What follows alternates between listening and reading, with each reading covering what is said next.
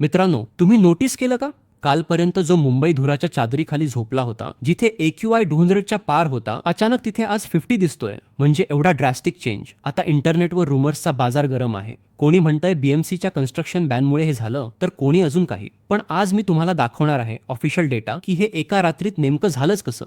सगळ्यात आधी बोलूया त्या रुमरबद्दल की कन्स्ट्रक्शन थांबल्यामुळे पोल्युशन कमी झालं.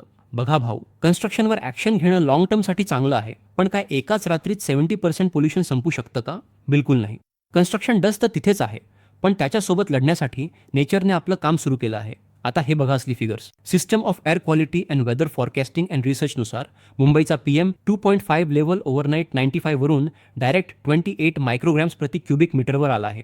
हा जवळ 70%चा शार्प डिक्रीज आहे. इतका मोठा ड्रॉप फक्त ह्युमन एफर्ट्समुळे इतक्या लवकर शक्यच नाहीये. मित्रांनो, हे सत्य प्रत्येक मुंबईकरापर्यंत पोहोचणे गरजेचे आहे. म्हणूनच हा व्हिडिओ मी इंडियाच्या सर्व डोटो ऑफिशियल लँग्वेजेसमध्ये घेऊन येत आहे. काही लोक याचा क्रेडिट विनाकारण BMC ला देत आहेत, पण रियालिटी वेगळीच आहे. या मेहनतीसाठी एक सबस्क्राईब तर बनतोच. सगळ्या लँग्वेजेसचे लिंक्स डिस्क्रिप्शनमध्ये मिळतील. आताच कनेक्ट व्हा. तर असली कारण काय आहे याचं उत्तर आहे IMDच्या क्लायमेटॉलॉजिकल समरीमध्ये.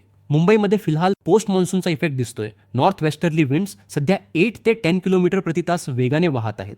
या वाऱ्यामुळेच सल्ले पोल्युटंट्स स्वीप होऊन गेलेत. याचसोबत ह्युमिडिटीमध्ये 15 ते 25% घट झाली आहे.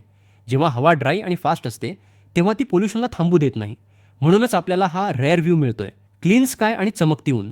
अस्सल खेळ तेव्हा होतो जेव्हा विंड स्पीड वाढते. जेव्हा हवा जोरात चालते तेव्हा ती पोल्युशन ब्लँकेटला फाडून टाकते.